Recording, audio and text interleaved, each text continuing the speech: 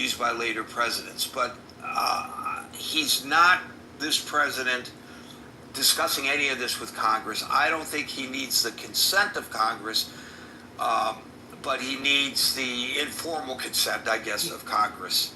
And Anson, by the way, agrees in the chat with Dominic's point. Thank you, Les. Well, can I just say one more thing? Sure. And so we have to look at what the alternative is. If they have a bomb, then Iran is a much bigger problem to everybody, including the people in Iran. And if we're trying to get the Middle East stabilized, a nuclear armed Iran is the opposite of that. Thank you, Les. We'll now go to David.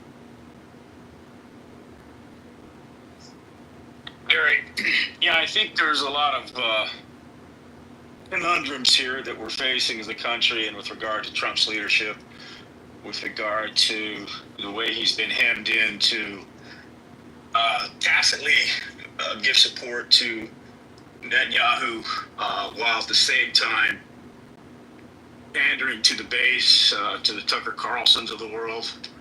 But I thought Tucker brought up some interesting points, Gary, and that was highlighting the fact that Ted Cruz did not have a whole lot of command, not just of the population of Iran, but their ethnic makeup. Not just them being a Muslim Persian country, but the other cultures that also exist in a place of 90 million people. And that's important to understand because from a standpoint of the language and the way the rhetoric that's being bantered about, it resonates and has similarities to the run-up to the Iraq War. And we saw how, George W. Bush spoke about this big threat, this massive threat to our security.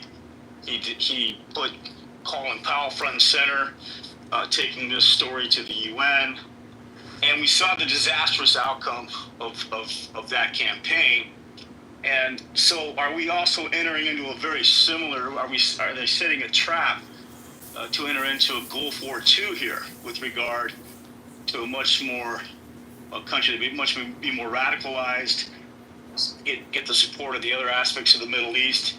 So, I think it's important, as much as I'm not a big MAGA supporter, I think their voice is very important with regard to checking Trump's ability to throw us into something that could have very protracted and massive consequences, not just to the loss of life to the Iranian people and the potential further destruction, or further, not destruction, but damage to the Israeli people in their country, but also to the possible displacement of Iranians, causing massive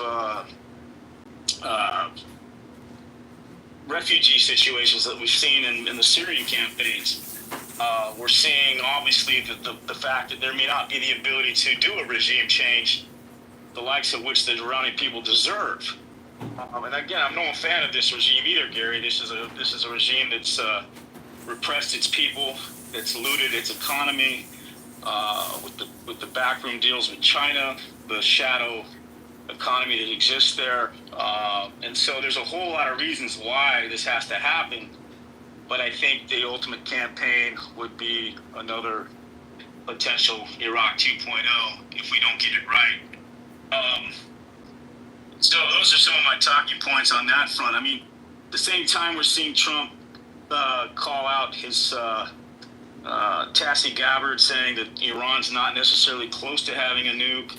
So the messaging and the talking points are kind of all over the map.